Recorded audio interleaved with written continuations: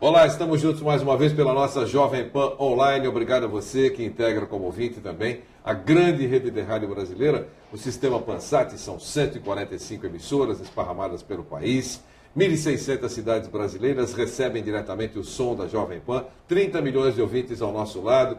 Você nos acompanha também pelas nossas redes sociais, o Twitter da Pan, @portal Jovem Pan e o Facebook da Pan, Jovem Pan Online. E pela nossa Jovem Pan Online, rádio com imagem, você abrindo o nosso portal, eu repito, www.jovempan.com.br, você logo vai encontrar o caminho, será trazido aos nossos estúdios e encontrará uma grande grade de programação à sua disposição, mais de 5 mil shows com os grandes artistas nacionais e internacionais à sua disposição. Você assistirá quando quiser, na hora que desejar e ninguém paga nada. Os nossos consultores, colaboradores, os nossos repórteres, comentaristas, tem muita coisa para você. Muita coisa, uma grande grade de programação pela Jovem Pan Online. E entrevistas especiais, como essa que nós vamos fazer com o Luiz Roberto Giulin, que é o Betão, presidente da Confederação Brasileira de Hipismo, que está aqui conosco. Vamos falar um pouquinho sobre hipismo e tudo aquilo que envolve essa parafernália toda.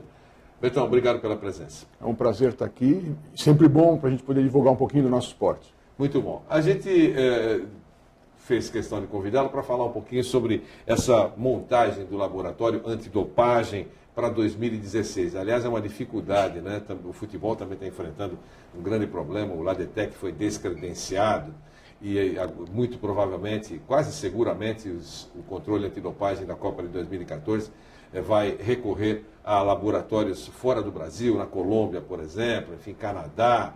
É uma confusão, né? Ele foi sendo descuidado ao longo dos últimos anos e agora chegou numa situação em que foi descredenciado pela UADA.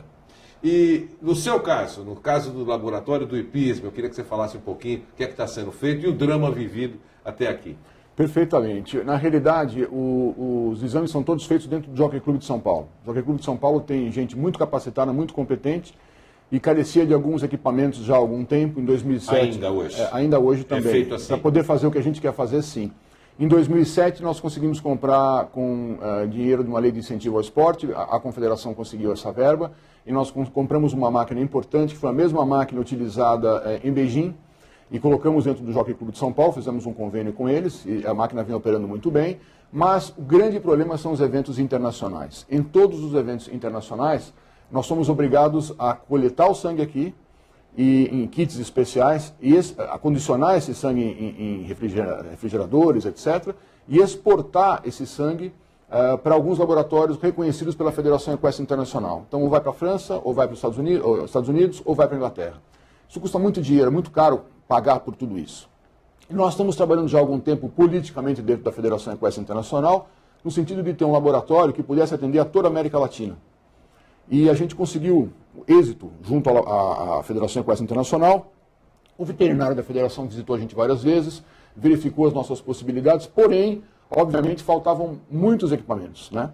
E a gente, então, junto com o Jockey Clube de São Paulo, nós fizemos uma lei de incentivo ao esporte, em nome da Confederação Brasileira de Hipismo, que já foi aprovada no valor de R$ 2.850.000, para comprar os equipamentos necessários, câmeras frigoríficas, enfim, uma série de equipamentos exigidos pela Federação Equestre Internacional. E montado esse laboratório, nós vamos ter uma segunda parte do projeto, que é o investimento da capacitação das pessoas que trabalham no laboratório, para operar com essas máquinas, mas aí então a Federação Equestre Internacional nos reconhece. Eu gostaria de estar com isso funcionando para 2015, já que é o pré-olímpico, né, vai ser o evento teste, e 2016 poder fazer todos os exames aqui no Brasil. O objetivo da dopagem do animal, qual é o objetivo? E eles usam que tipo de recursos? Porque transferido para os Jogos Olímpicos é uma busca permanente, né? O rato e o gato, né? Exatamente. Quer dizer, eles tentam aperfeiçoar cada vez mais a dopagem e a fiscalização tenta também ir atrás. No hipismo, como é que funciona isso? Nosso objetivo principal, o primeiro objetivo, é proteção ao animal. Perfeito. Por quê? Porque um atleta, quando ele está se dopando, ele está fazendo isso conscientemente. O animal, ele está recebendo um doping inconscientemente, ele está recebendo aquele doping. Então, na realidade, o que acontece é que, muitas vezes, os cavalos não têm condições físicas para poder participar de um evento, e eles enchem de anti-inflamatório ou de outras drogas que vão tirar algum tipo de resultado do animal, mas em fazer isso, eles estão acabando e encurtando a vida do animal. Então a nossa busca constante, a gente faz hoje um trabalho muito bem feito dentro do Brasil com o Laboratório do Jockey, em todas as modalidades, é exatamente identificar quem são as pessoas que faz isso. E a partir daí o tribunal tem que punir, né? Tivemos uma briga também grande com o tribunal, nosso tribunal não caminhava bem, tinha uma série de dificuldades, trabalhamos muito para conseguir eleger agora um presidente que está trabalhando e todos os processos estão caminhando muito rapidamente e com punição severa. Porque, na realidade, a nossa busca é afastar o animal durante um tempo, preventivamente, mas ir buscar o responsável por isso. O veterinário, buscar o proprietário do cavalo, o treinador, exatamente isso. Quer dizer, buscar quem são os responsáveis. Então, o trabalho todo que a FEI busca no mundo inteiro, exatamente é esse, é proteger o animal. O animal doente não participa de concurso. E hoje em dia, os animais doentes, eles fazem de tudo para participar de um concurso. E vão buscando outras drogas e drogas e drogas para tentar mascarar, mas a gente está correndo atrás. Basicamente é para mascarar, usando o termo que você utilizou agora, as dores sofridas pelo animal ou para, entre aspas, turbinar o animal? Também turbinar. Hoje em dia, a última coisa que está se fazendo, nós agora estamos com um aparelho de termografia, eles chegavam a queimar a canela dos cavalos com água fervendo. O cavalo tinha uma hipersensibilidade enorme nas canelas, então não tinha cavalo nenhum que queria bater uma vara. Então, o que passou a se fazer? Termografia. Então, temos um veterinário que só cuida do Clean Sport, que a gente chama, que é um processo que foi trazido da Europa, da FEI, onde ele vai às competições e ele faz as medidas e ela mostra onde tem a região de calor no cavalo. Se o cavalo apresenta qualquer tipo de alteração naquela região, ele é afastado preventivamente do concurso. Então, a maneira que a gente encontrou é de afastar o cavalo do concurso. Ele vai ser retirado do concurso. Ah, mas eu usei, não importa. Ele está doente. Alguma coisa tem aqui. Se não queimou, ele tem algum processo inflamatório aqui, ele é retirado do concurso. A hora que você retira do concurso, você está protegendo o cavalo de alguma maneira e você está punindo quem está fazendo a infração. Então, agora, o cavaleiro sempre sabe disso. Com certeza, todos devem saber. Nunca ninguém sabe, mas todo mundo sabe. É isso aí, quer dizer... Obviamente sabe, porque ele é como você diz, é o piloto, né? Ele sabe exatamente o que qual é a dificuldade que o seu pilotado está enfrentando naquilo, né? E a cultura também que você vai colocando na cabeça desde as crianças. A gente mandou um time super vencedor que foi para Rosário agora no Campeonato Americano e nós mandamos o nosso veterinário acompanhar a equipe e ele fazia termografia nos cavalos o tempo todo para saber se esses cavalos estavam sendo submetidos a algum tipo de ou tratamento ou algum tipo de, enfim, alguma coisa errada. Então, a partir daí você passa a incutir no cavaleiro que o que vai dar resultado para ele é o treinamento. O que vai dar o resultado para ele é insistir cada vez mais em se aprimorar. E não você usar de artifícios que vão te levar ao resultado. Então, tivemos aqui no Brasil, recentemente, desclassificações, eliminações, fruto de doping? Sim, com certeza. A gente pegando os cavalos, eles são suspensos, preventivamente, juntamente com os proprietários por um mês, e aí o processo vai para o tribunal. O que acontecia no passado? O processo que chegaram a ficar 2, 3 anos no tribunal sem julgamento. 2, 3 anos sem julgamento. Agora agora o tribunal está trabalhando rapidamente. Então, assim, em um mês e meio, esse processo já está sendo julgado. Então, isso para nós é importante. Mas sim, foram pegos sim, e a gente não tem o poder de suspender o cavalo imediatamente, não pode fazer isso. Ele tem que ir para o tribunal vai julgar, vai tentar ouvir, vai tentar entender. Às vezes existem coisas, como aconteceu recentemente, que era aparecia a lidocaína. Lidocaína acaba sendo um anestésico, mas assim, a gente entendeu que alguma coisa não estava correta. Então, assim, no próprio anticoagulante que a gente estava utilizando, ele tinha lidocaína e aparecia no resultado. Então, o cavalo não estava dopado na realidade. Então, a gente está sempre atento em investigar e correr atrás. Mas muitos cavalos apareceram com doses enormes de anti-inflamatório e esses foram todos punidos. A vida útil de um cavalo de competição, qual é, Betão? Vai depender exatamente disso. Como você preserva a vida do cavalo levando as competições, o cavalo que salta tem uma vida encurtada por lesões. O cavalo que o tempo inteiro toma drogas tem uma vida encurtada. Mas assim, cavalos bons chegam a ter 10 anos de vida. Então, isso é importante, quer dizer, 10 anos competindo bem. Vida útil. Vida útil. Depois desse período faz o quê? Ele acaba descendo de categoria e vai ensinar. São os cavalos professores para os cavaleiros novos. Então são cavalos que têm condição de saltar ainda, mas não àquela altura que eles saltavam, mas eles vão ajudar crianças que estão aprendendo, porque são cavalos que vão ensinar. São cavalos que vão corrigir. A gente chama de cavalos professores. E reprodutores? Reprodutores também, a gente tem hoje uma criação no Brasil fantástica. O nosso cavalo principal é o BH, brasileiro de hipismo, que foi uma raça desenvolvida aqui e que já conseguiu resultados importantes fora do Brasil, né? E hoje a gente tem uma criação muito boa. O mesmo sangue que se usa na Europa se usa aqui, sangue muito bom. A criação igual. Sabemos que a gente tem uma deficiência na parte de alimentação dos cavalos, quer dizer, você tem prados na Europa que são fantásticos, na Argentina que são fantásticos e que aqui a gente tem deficiência. Mas estamos corrigindo tudo isso e os cavalos, os produtos, a gente tem muitos cavalos importantes que vão talvez chegar em 2016 prometendo estar na equipe. Exportamos cavalos, não? Exportamos sim, exportamos alguns cavalos sim. Não com o volume que a gente importa, infelizmente. E pelo tamanho do país. Exatamente. E a gente importa às vezes mal também. A gente está discutindo isso bastante com o Ministério da Agricultura para criar novos critérios no sentido de importar. Porque hoje em dia se fala em 4 gerações. Quer dizer, 4 gerações para trás, se o cavalo for bom, eles importam... Basicamente uma geração, quantos anos?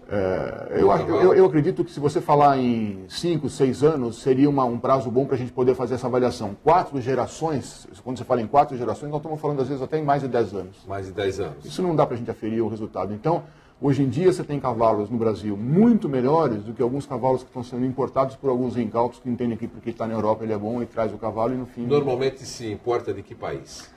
Da Europa em geral, você tem cavalos de sela belga, você tem cavalos holandeses, você tem cavalos, enfim, são de vários criatórios de vários lugares na Europa que vêm para cá. Mas basicamente vem da Bélgica e da Holanda. Essa importação gira em torno de quanto? Um cavalo desse... A gente não tem como avaliar esses valores. Tá. Nós assinamos todos os certificados técnicos. O certificado técnico a gente diz se ele tem capacidade ou não dentro da lei. Se ele está fora daquilo que a lei diz, mas mesmo assim a gente está fazendo isso de uma maneira que a gente entende que não dá para aferir resultado. Agora, valores declarados na importação desses cavalos giram em torno de 3 a 5 mil euros. Não necessariamente são valores verdadeiros. Não temos como saber isso e, inclusive, a gente tem uma preocupação nesse sentido de, no futuro, poder estar se investigando mais para saber se realmente o que se paga vale.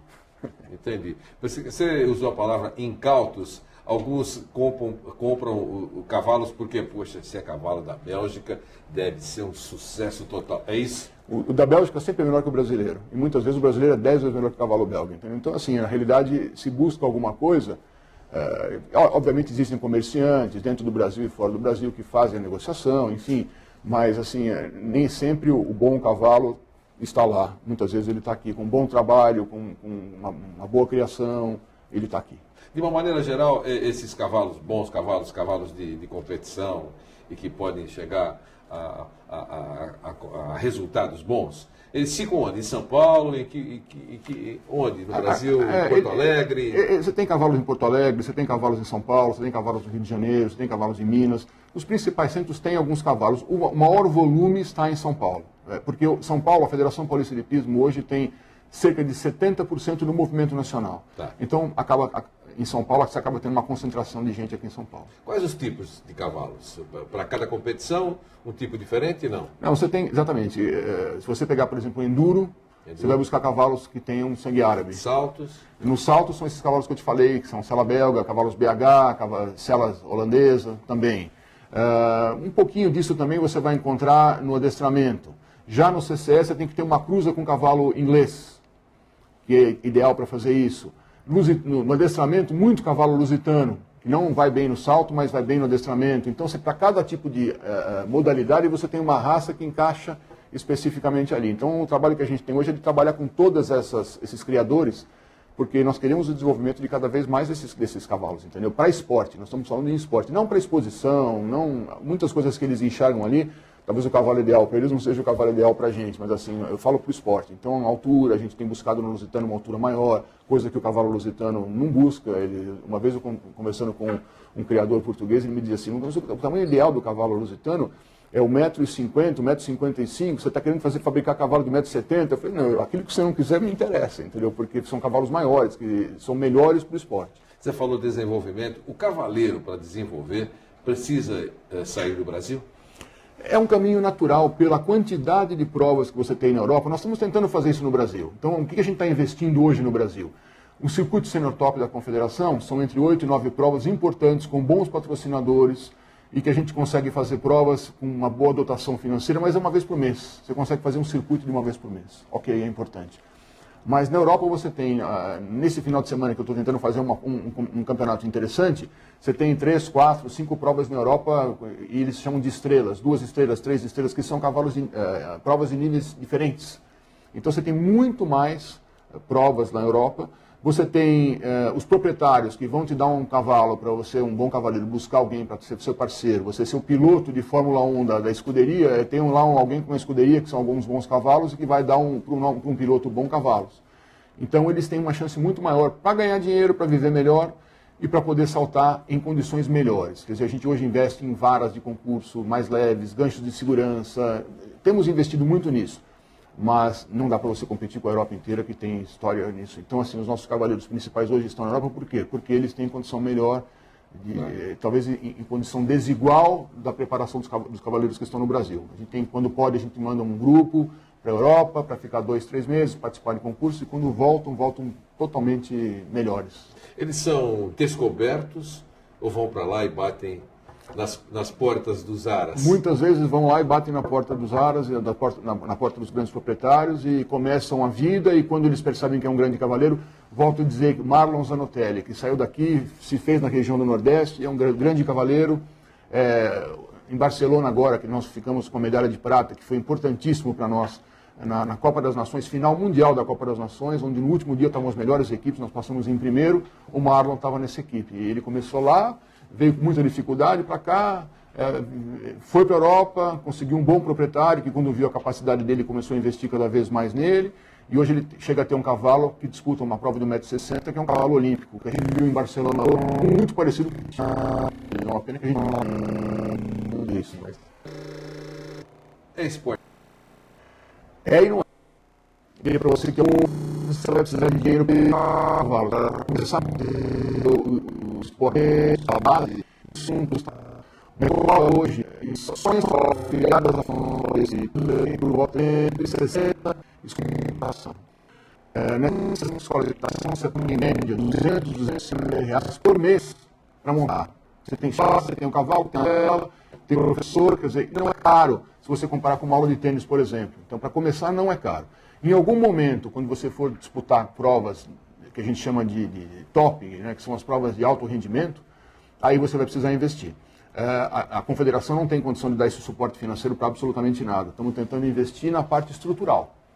Contratando pela primeira vez agora com um projeto do Siconv, vamos ter um psicólogo, vamos ter um preparador físico para os atletas, um processo que está demorando para entrar em ação na plenitude, que também a gente está aprendendo e estamos tentando corrigir muitas coisas dentro do Ministério do Esporte antes de rodar, para não gastar mal o dinheiro e não ter nenhum tipo de questionamento no futuro. Então, estamos fazendo algumas correções, mas são inovações para isso, né? Mas o alto rendimento é totalmente diferente. São cavalos especiais, que custam caro, que tem um tratamento especial.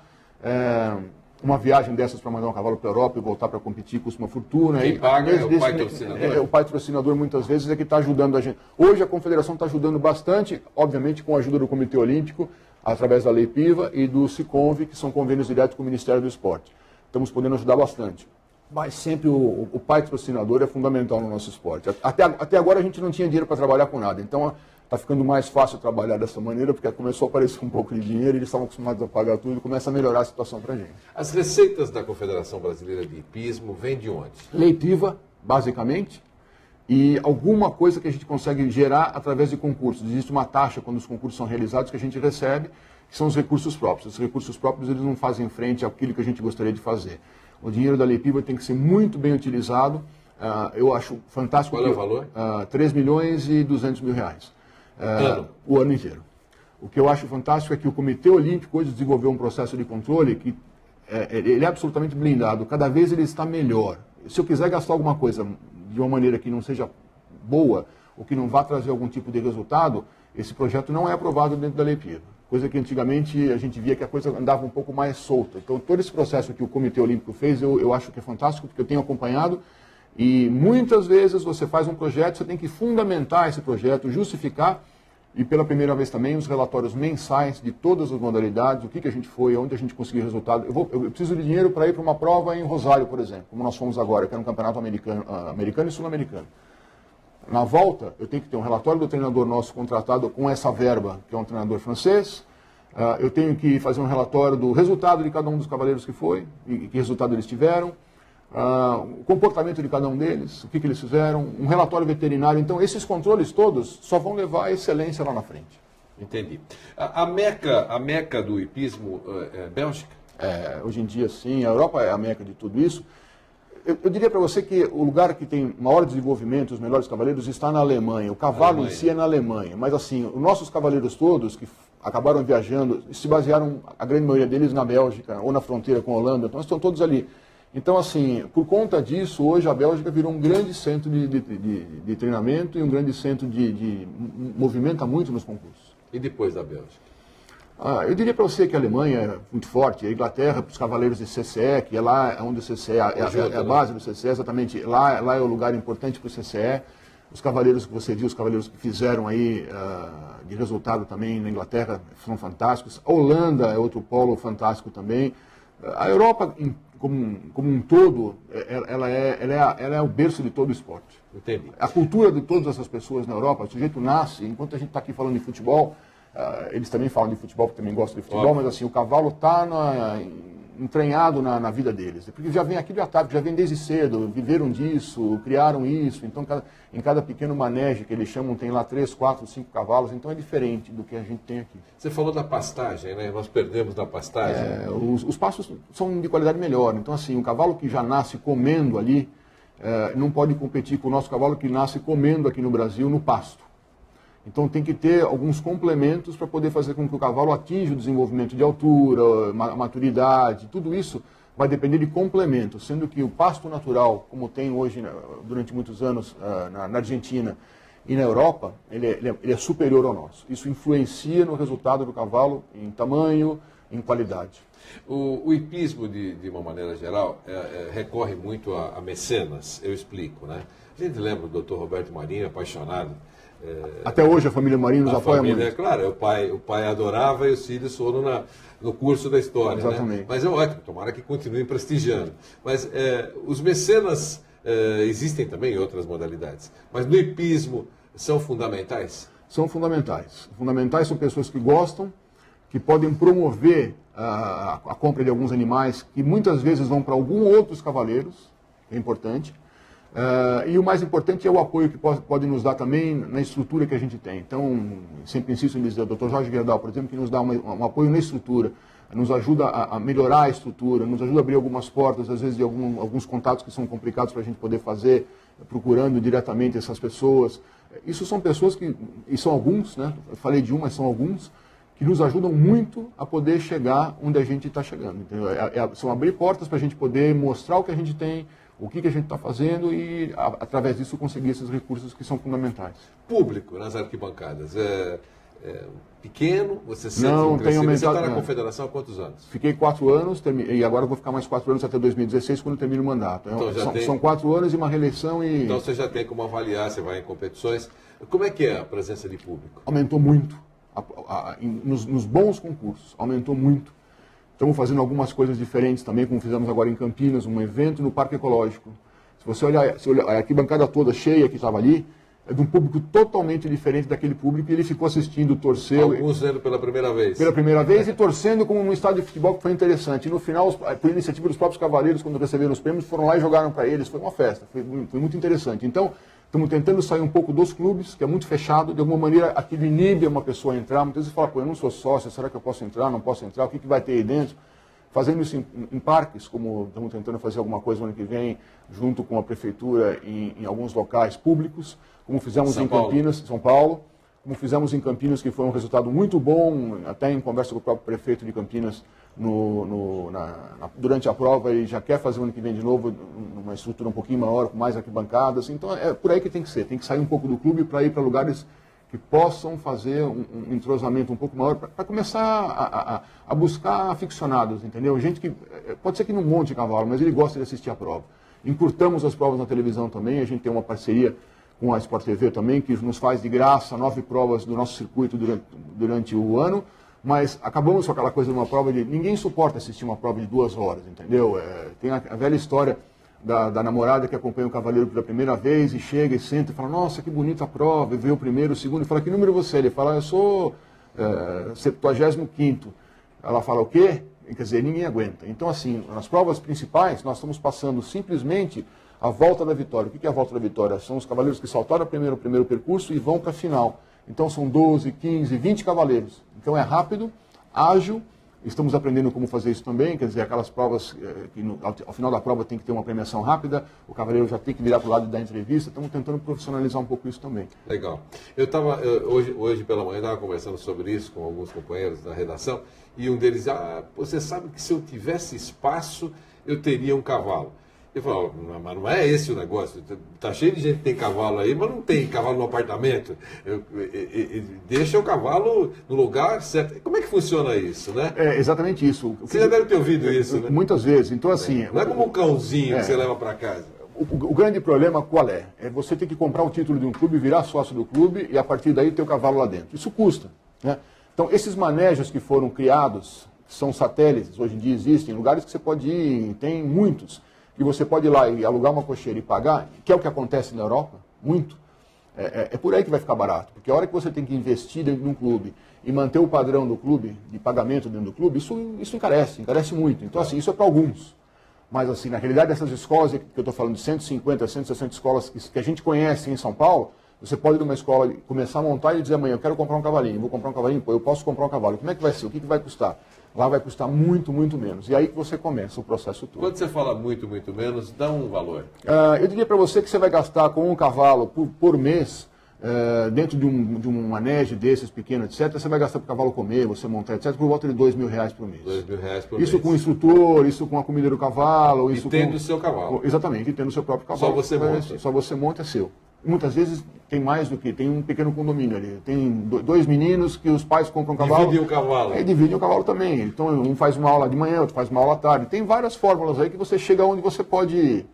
Por isso que eu te falo, obviamente, sempre a gente fala em alto rendimento. Quando você olha, você fala, pô, Londres, o Brasil 2016, que estamos fazendo um trabalho fantástico também, no CCE, por exemplo. Né? O CCE, quando você vai para o interior, é totalmente diferente do que você tem aqui em São Paulo. Cada cavalo está na casa deles ali. Eles pegam o cavalo... Tem espaço. É isso. Mora num sítio, mora numa fazenda, mora mora na cidade, mas tem o cavalo ali próximo. E você vê que é uma realidade totalmente diferente. O CCE é uma das medalhas que a gente está apostando que a gente vai conseguir em 2016. É o conjunto. Cavaleiros fantásticos, que tem cavalos bons, gente muito boa, e que agora a gente contratou o Mark Todd, que é bicampeão mundial, que é o nosso treinador. Então, estamos investindo nisso também. Legal. Então, obrigado pela conversa. Foi ótimo, aprendemos um pouco mais sobre hipismo. Obrigado pela presença. Eu agradeço muito a vocês, mais uma vez, pelos espaços que a gente tem tido já com o João Antônio de manhã também no programa da manhã no domingo. Para nós isso é fundamental, aparecer, mostrar, falar. Acho importante também quem está assistindo saber que nós estamos precisando de captar patrocinadores, claro. Patrocinadores para a nossa lei de incentivo ao esporte. Precisamos ter um laboratório próprio nosso. Vale qualquer valor, né? Qualquer valor. Estamos aceitando exatamente tudo. Isso. Para nós é importante que a gente consiga fechar tudo isso e que a gente consiga ter o nosso laboratório. Para o futuro, isso vai ser muito importante. O nosso próprio laboratório, que vai ajudar a gente a ter a ferir melhor os melhores cavalos. Muito bom. Com Luiz Roberto Júnior, o Betão, presidente da Confederação Brasileira de Hipismo, fizemos mais uma entrevista especial para você. Até a próxima.